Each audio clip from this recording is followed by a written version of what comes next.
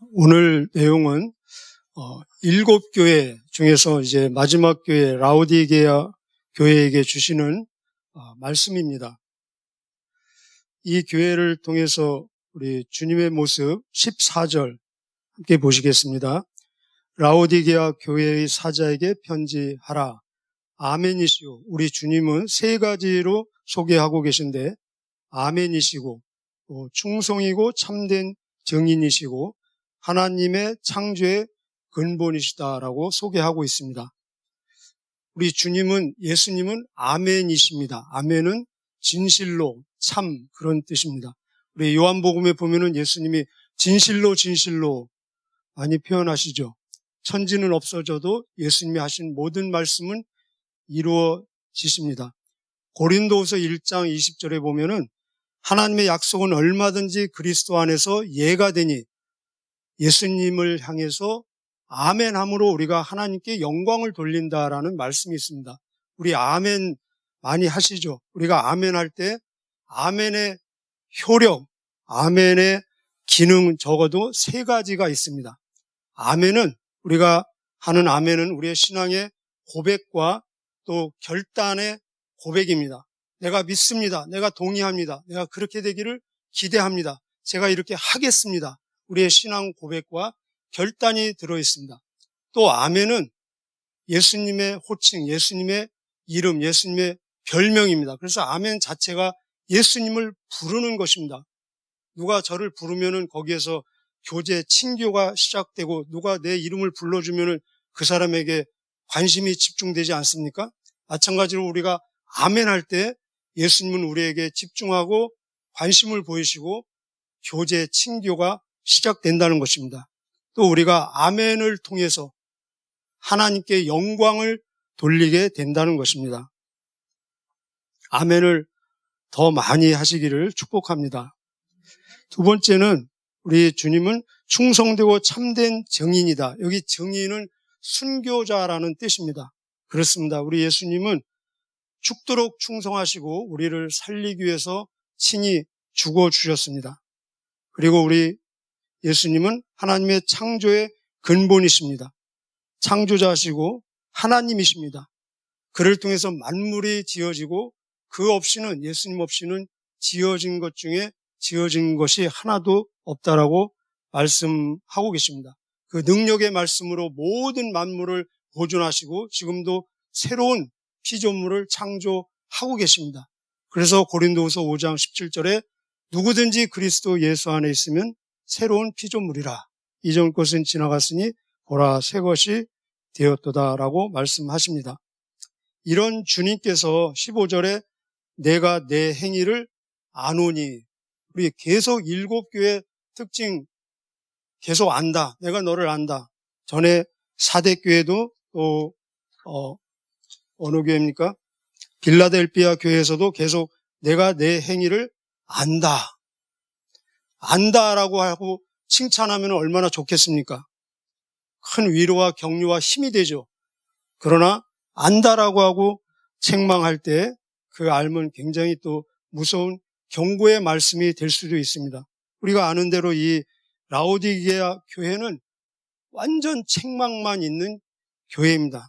칭찬은 전혀 없는. 그래서 흔히들 이 라오디게아 교회가 마지막 시대 교회를 모습을 보여주는 교회다라고 얘기하고 있습니다. 교회는 개인입니다. 지금도 우리 주님은 우리 개인에게 내가 너를 안다라고 말씀하고 계십니다. 저를 아실 것입니다. 우리 한 사람 한 사람을 아시는 주님께서 만약에 나를 칭찬한다면 무엇을 칭찬하실까? 여러분 개인적으로 한번 묵상해 보시기를 바랍니다. 만약에 나를 철저히 아시는 주님께서 나를 책망하신다면 무엇을 책망하실까? 오늘 기도하시면서 한번 성령님의 인도하심 따라서 묵상해 보시기를 바랍니다. 이 라오디게아 교회는 책망만 있고 그 책망도 보통 책망이 아닙니다. 대충 책망이 아니라 아주 철저한 정말 어떤 책망입니까? 내가 너를 토하여 버리겠다. 이게 우리 표현으로 하면은 막말로 얘기하면은 구역질 난다는 것입니다. 구토를 느낀다. 누가 저를 향해서 난 너를 볼 때마다 토하고 싶어. 구역질이나. 그러면은 얼마나 끔찍하지 않겠습니까? 지금 이 토자가 입에서 흙이 나오는 것입니다. 토자가. 이 교회가 도대체 무슨 그리 큰 잘못을 범했길래, 어떤 죄악을 범했길래 주님께서 막 구역질이 나실 정도로 토하고 싶을 정도가 되었을까? 무슨 잘못을 저질렀길래, 무슨 막 집단 살인, 폭행, 그런 엄청난 잘못을 저질렀나? 그런 내용 없습니다. 이들의 제목, 죄악의 이름은 미지근함입니다. 제명이 미지근입니다. 미지근. 이 미지근이라는 제명 앞에서 주님이 토하고 싶다, 구역질이 난다라고 지금 말씀하고 계십니다. 15절에 내가 내 행위를 아노니 내가 차지도 아니하고 뜨겁지도 아니하도다. 내가 차든지 뜨겁든지 하기를 원하노라. 내가 이같이 미지근하여 뜨겁지도 아니하고 차지도 아니하니 내 입에서 너를 토하여 버리리라. 미지근함. 요즘 우리 용어로 얘기하면은 세속적인 교인, 명목상 교인, 그런 얘기 많이 하죠. 그죠? 또 영어로는 Sunday 크리스찬이라는 표현도 있습니다. 일주일 그냥 열심히 내 생각, 내 마음대로 살다가 주일날 와서 문화 인사하는, 여기 차지도 뜨겁지도 둘 중에 하나를 선택해라. 이것은 좋은 것이고 이것은 나쁜 것이다라는 의미가 아니라 이 지역의 상황을 예를 들어서 지금 사용하고 있는 것입니다. 이 라오디게아는 자체 물이 지금 부족한 지역이라서 그 위에 히에라폴리스라는 지역은 온천으로 유명한데 거기서 따뜻한 물을 공급을 받습니다. 그리고 그 밑에 있는 골로세라는 지역은 계곡과 산이 많아서 찬물이 많이 나옵니다. 거기에서는 이 냉수를 또 공급받습니다. 그런데 이 따뜻한 물이 오는 중에 식어지는 거예요. 또 찬 물이 오는 중에 식어져서 그 본래의 상태, 뜨거움과 차가움을 잃어버리고 중간에 그냥 다 미지근해지는 상태를 지금 소개하고 있는 것입니다. 그래서 그들은 차지도 뜨겁지도 않고 미지근해졌다는 것이 무엇을 의미하는지 잘 이해하고 있을 것입니다. 자, 미지근한 신앙, 사실은 신앙이라고 얘기하기도 어렵죠. 지금 주님이 막 토하고 싶다고 하지 않았습니까? 편의상 제가 신앙이라는 용어를 그냥 쓰도록 하겠습니다. 이 미지근한 신앙이 될 가능성 3가지를 우리에게 소개해주고 있습니다. 우리도 이 가능성, 위험성에서 자유롭지 못할 것입니다. 그래서 경계해야 될 것입니다. 첫째는 물질적인 부유가 미지근하게 만들 수 있는 가능성이 있다는 것입니다. 물질적인 부유는 누구나 다 좋아하지 않습니까? 저도 좋아합니다. 그러나 이 라오디아는 그 7 교회 중에서 실질적으로 가장 부유한 지역이었습니다. 막 금융도 발달되어 있고 의료 산업, 안약, 여기 안약 나오죠. 그런 의료 산업도 굉장히 발달되어 있는 곳이었습니다. 그래서 물질적으로 부족함이 없었습니다. 그래서 그들은 고백하기를 17절에 내가 말하기를 나는 부자라 부요하여 부족한 것이 없다 한다. 이것이 그들을 미지근하게 만들었다는 것입니다. 여호와는 나의 목자시니 내게 부족함이 없으리로다라고 고백해야 되는데 그들은 나는 부자고 부유해서 풍족해서 부족함이 없다라고 말하고 있습니다. 우리 교회 역사에서도 우리는 쉽게 볼 수 있습니다. 우리 주변에서도 볼 수 있고 나를 통해서도 물질적으로 부유해지고 풍부해지면은 그만큼 영적으로 미지근해질 가능성이 많다는 것입니다. 그래서 예수님도 직접 말씀하시기를 부자가 하늘나라 들어가기가 굉장히 어렵다. 얼만큼 어려운지 우리 다 기억하시죠? 두 번째, 미지근한 신앙이 될 가능성은 고난의 결핍이라는 것입니다. 고난 좋아하는 사람 아무도 없을 것입니다. 그러나 우리가 주의해야 될 것은 고난이 없이는, 박해가 없이는, 환난이 없이는 영적으로 미지근해질 가능성, 위험성이 굉장히 많다는 것입니다. 고난과 시련과 박해가 많은 서머나 교회는 미지근해질 여유가 없는 것입니다. 도전이 있으면 거기에 대해서 응전이 있는 것입니다. 그런데 도전이 없으면은 응전이 없기 때문에 미지근해질 가능성이 많다는 것입니다. 사도행전 14장 22절에 그런 말씀이 있습니다. 우리가 하나님 나라에 들어가려면은 많은 환난을 겪어야 할 것이다. 그러면 우리는 지금은 안 그래라고 말할 수 있겠습니까? 예수님도 말씀하셨습니다. 생명의 문은 좁은 문이다. 좁은 문으로 좁은 길로 들어가라. 그러나 이 좁은 문은 좁고 협착해서 찾는 이가 적다. 그럼 우리는 지금은 안 그래라고 말할 수 있겠습니까? 똑같은 상황이죠. 세 번째는 인식의 부족입니다. 이 17절 보면은 내 권고한 것과 가련한 것과 가난한 것과 눈먼 것과 벌거벗은 것을 알지 못한다라고 말하고 있습니다. 미지근한 것의 심각함을 예수님이 느끼는 만큼 그렇게 심각하게 느끼는 사람이 몇 명이나 있겠습니까? 그래서 미지근함의 심각한 문제를 예수님이 느끼는 만큼 느끼지 못하는 것이 진짜 심각한 문제라는 것입니다. 우리 그렇지 않습니까?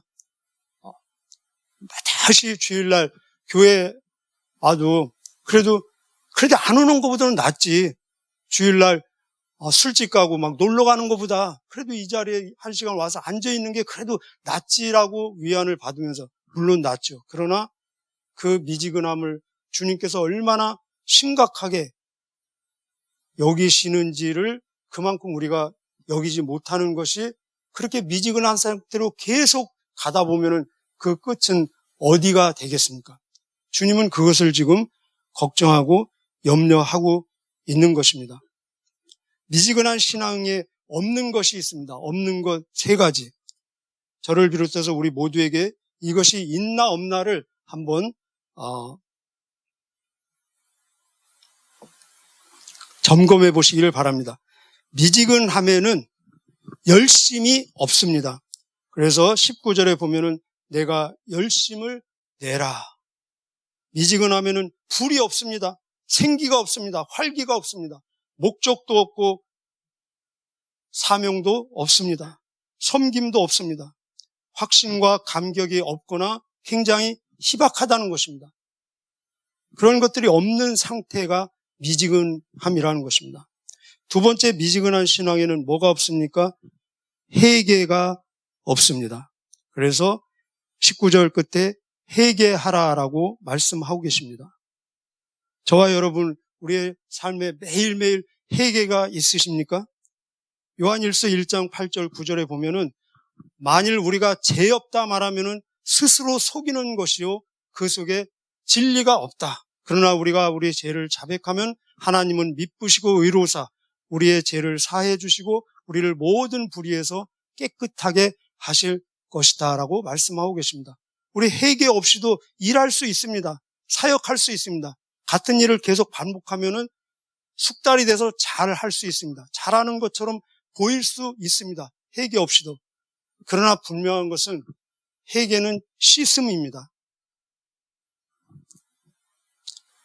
회개는 회복이고 성결, 성화, 성장, 성숙의 회개는 필수라는 것입니다.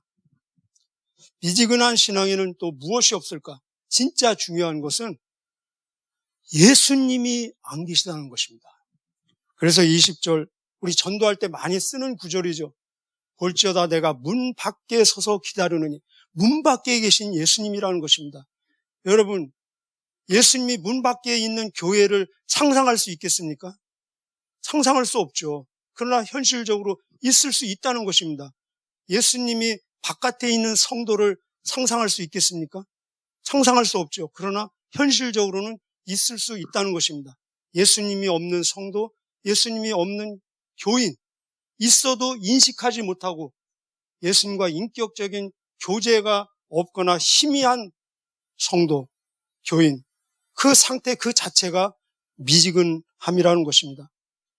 이렇게 예수님은 토하고 싶을 정도로 안타까움이 있지만 그럼에도 포기하지 아니하시고 우리에게 권면하고 소망을 주는 것은 세 가지 내용으로 또 우리에게 소망을 주시는데, 첫째는 계속해서 권면하고 계신다는 것입니다. 18절에 보면은 우리 18절 한번 읽어보실까요? 시작. 내가 너를 뭐 하느뇨? 권하노니. 권면하고 계십니다. 포기하지 않으신 거죠. 권하노니 내게서 불로 연단한 금을 사서 부유하게 하고 흰옷을 입어 벌거벗은 수치를 보이지 않게 하고 안약을 사서 눈에 발라 보게 하라. 여기 금이 나오고 옷이 나오고 안약이 나오죠. 이건 다 이 라오디아게아 물질적으로 아주 풍부한 내용들입니다. 금융이 발달돼서 금도 많고 또 의류 산업이 발달돼서 아주 럭셔리한 의류도 많이 있고, 그리고 안약, 의학도 굉장히 발달된 곳입니다. 이런 것들 우리 많다라고 지금 생각하고 있는 배경에서 예수님께서 영적으로 없다는 것입니다. 다 내게 와서 이런 것들은 예수님을 통해서만 얻을 수 있다는 것입니다. 내게 와서 금 같은 믿음을 얻고, 여기 사서라는 단어가 3번 나오지 않습니까? 의의 흰옷을 입고 안약을 사서 눈에 발라 어려운 행실을 얻을 수 있고, 우리 이사야서 55장 1절에 보면은 그런 말씀이 있습니다. 오라 너희 모든 목마른 자들아 물로 나오라. 돈 없는 자도 오라. 너희는 와서 사 먹되 돈 없이 값없이 와서 포도주와 젖을 사라. 주님으로부터 이것을 우리가 얻을 수 있다는 것입니다. 주님은 포기하지 않으십니다. 왜 이렇게 토할 정도로 그런 표현을 쓰시냐? 사실은 사랑하시기 때문에 그런 표현을 쓰신다는 것입니다. 놀랍지 않습니까? 우리 19절, 물은 내가 사랑하는 자를 책망하여 징계하노니. 거기 밑줄 그시지 않으실래요? 사랑하는 자를 책망하여 징계하노니. 히브리서 12장 6절에 보면은 주께서 사랑하는 자를 징계하시고 그가 받아들이는 아들마다 책찍질 하신다. 징계가 없으면 친자녀가 아니다라는 말씀이 있습니다. 사랑하시기 때문에. 우리 한번 같이 따라해 보실까요? 사랑하시기 때문에. 예. 세 번째, 계속 두드리고 계신다는 것입니다. 20절에. 두드린다는 것은 이례적인 행동이 아니라 계속적이고 반복적인 행동이라는 것입니다. 말씀을 통해서 두드리시고 성령님의 감동을 통해서 두드리시고 때로는 죄를 지적하심으로 두드리시고 때로는 고통, 아픔, 징계를 통해서 계속해서 두드리신다는 것입니다. 문을 열어주실 때까지. 예수님이 우리 안에 들어오면 어떤 사건이 일어납니까? 우리 20절 다시 한번 읽겠습니다. 20절 시작. 볼지어다 내가 문 밖에 서서 두드리느니 누구든지 내 음성을 듣고 문을 열면 내가 그에게로 들어가 그와 더불어 먹고 그는 나와 더불어 먹으리라. 예수님은 생명이시고 생기이시고 활기시고 이 역동적인 교제가 일어난다는 것입니다. 식탁 교제, 생명의 교제. 여러분 누구하고 밥 먹습니까? 친한 사람하고 밥 먹지 않습니까? 친구하고, 가족하고, 같은 동업자끼리. 왕과 노예는 함께 같은 식당에서 밥 먹지 않죠. 그죠? 예수님이 내 안에 있으면서 여러분 꼭 기억하십시오. 예수님이 내 안에 있으면서 미지근한 거는 절대로 불가능하다는 것입니다. 살아있으면서 숨 안 쉬는 거 불가능하죠. 살아있으면서 안 움직이는 거 불가능합니다. 불이 활활 타면서 뜨겁지 않은 것 불가능합니다. 마찬가지로 예수님이 내 안에 계셔서 이 식탁의 교제가 이루어짐에도 불구하고 미지근할 수 있다? 그거는 있을 수 없다는 것입니다.